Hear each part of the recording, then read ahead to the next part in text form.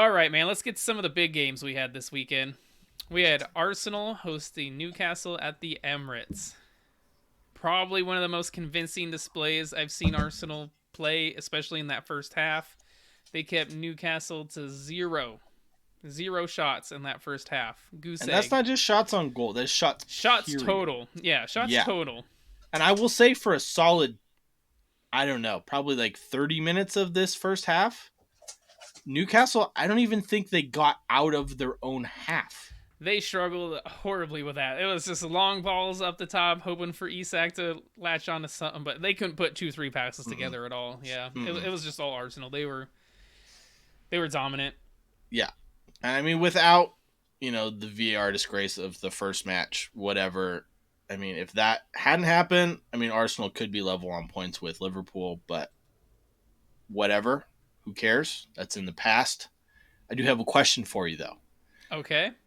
Is the We saw them lose, Arsenal lose to Porto midweek with the lineup that they had scored 5-0 against Burnley, 4-0 against West Ham. They switched it up to the same lineup they played against Liverpool. Is this their best starting lineup? I think so, and I think this is the correct lineup for these Champions League games. In Champions League, you're going to face, it's a different competition than the Premier League. Mm. I liked how, I don't know if Kai Havertz is the answer for the false nine. Yes, he got his goal and he's playing well, but he also misses chances. He missed one very early in the second half where should have been an easy finish, and he did not score it. Yeah. So I don't know if that's the answer, but I do like Declan and Jorginho and Odegaard in that midfield because it allows Declan to start that press sooner. Yeah. As far as going back to Havertz, what I did like is yes, he offers a physical presence. He looks like he's trying more, attacking defensively. The guy's a giant. I mean, he's like 6'4", something like that. So it offers an aerial threat. I mean, if he can put a header on target, that is. If he could, yeah. Yeah. Again, going back to his finishing.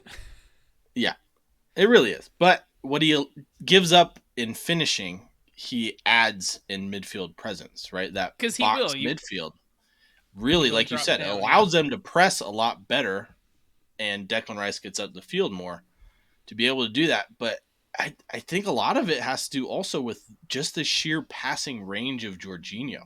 Some of the balls he's playing over the top, Oh, it almost looks like he's just scooping it. that beautiful one for the second goal. Martinelli, yeah. And that was also a difference. Martinelli, you notice, he was not hugging that sideline. He was Touchline. coming inside, Mm-hmm.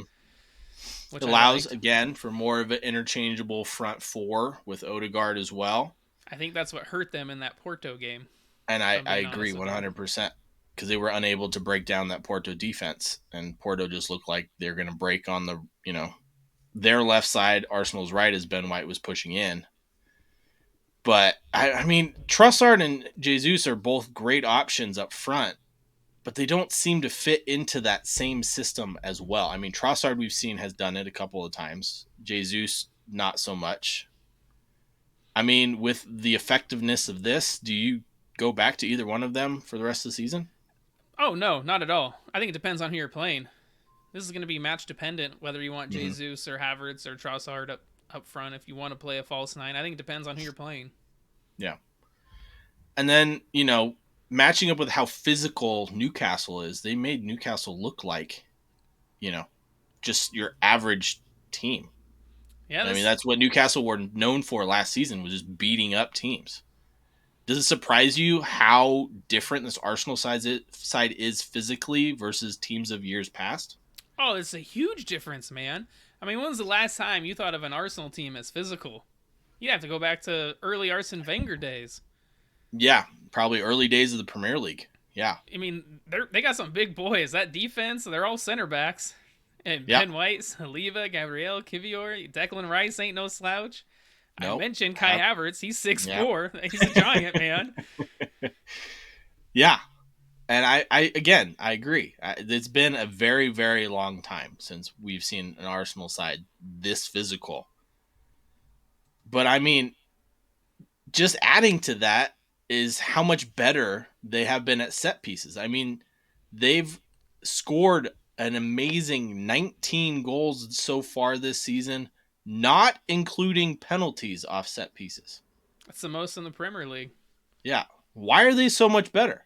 Well, I think a physical presence helps when you got that presence in the box. And then set piece coach, man, working on it on the off season. I know that was a big reference there for Mikel Arteta to get a set piece coach in, and because set pieces are important. I mean, we've seen teams win the Euros, World Cups off of set pieces. I mean, this is how you can win some big games just off of one set piece. And speaking of that, we'll get to that a little bit later about the Carabao Cup final. But with Arsenal looking this convincing, City just scraping through for some of their victories, we've seen Liverpool absolutely dominate games as well. I mean, which team would you give the advantage to in this title race? I mean, like, who's the best, most impressive, most dominant? They all look really good. Liverpool obviously are top of the league, but I mean, 2 points separate all three teams in the closest title race I can possibly remember. Who has the advantage? I don't know, man. I mean, here's what I'll say. So they all look really good.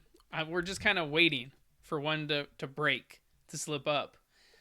You know, March seems like it's going to be a pretty important month with all those top three teams playing one another, or at least most of them playing one another. I mean, you think of Liverpool. Honestly, they look the most threatening. They're in first. But they got some injuries piling up. Yeah. Diogo Jota, Darwin Nunez, Mo Salah, Dominic Szoboszlai, Trent Alexander-Arnold, Alisson, Curtis Jones, Gravenberch went down injured in the Carabao Cup. So they got... some big names. That's a lot of... And so if all those players stay injured and they can't get a lot of them back, yeah, I don't think they win this title. They need those players. And then moving on, to Man City... It's Man City, man. They're probably the best team with the best players. But defensively, the way they play, they leave themselves open. Because they push a lot of players up. John Stones comes out of that defense pushing up, and they've been shown to concede goals. Yeah. And, they're scraping by with these wins. They got that 1-0 against Bournemouth. So they're not winning super convincingly. I mean, Bournemouth had chances. The game before that was a 1-0 over Brentford. Game before that was a 1-1 against Chelsea. And so it'll make for an interesting Manchester derby coming up here. And then you got Arsenal. So right now, they're probably playing the best football. I mean, let's be honest. That first half against Newcastle that is how the modern game should be played. I mean, when you think about it. The pressing, the winning the ball back, the movement. Just sheerly suffocating a team, and then it affects the rest of the game because those players get tired. As you keep that intensity, more mistakes happen, as in they scored 4 goals. But at the same time, they're also the furthest behind on points. They're in third. And we'll see how this team can do under pressure. There's probably less pressure on them now that there's other teams in the race. They're not in first. They're chasing. But we've seen this Arsenal team crumble with injuries, especially. So again, if some of their players down that spine get injured, they could slip away. Yeah. I will say, like, to add on to that point, I think Arsenal being in third and not having the spotlight and the pressure on them has benefited them more than it has any of these other teams. Because, I mean, Manchester City, we know they can deal with the pressure. Liverpool, we know they can deal with the pressure. Arsenal are kind of, sitting in the back seat, just biding their time, waiting for someone to slip up. I also think with this being Klopp's last season, there's a little extra motivation there.